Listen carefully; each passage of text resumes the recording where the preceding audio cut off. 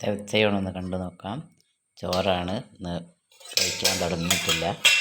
പിന്നുള്ളത് അച്ചിങ്ങാപ്പയർ മെഴുക്ക് പുരട്ടി, പിന്നെ കക്കയിറച്ചി ഫ്രൈ, ഇനി തക്കാളി വെണ്ടയൊക്കെ ഇട്ട് വെച്ച മസാലക്കറിയാണ്.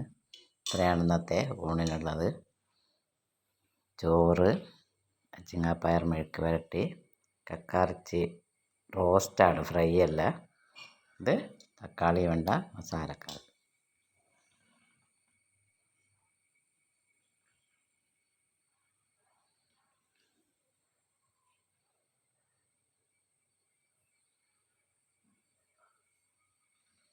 എല്ലാവരും ഒന്ന് എൻ്റെ ചാനൽ സബ്സ്ക്രൈബ് ചെയ്യുക, ഷെയർ ചെയ്യുക, ലൈക്ക് ചെയ്യുക.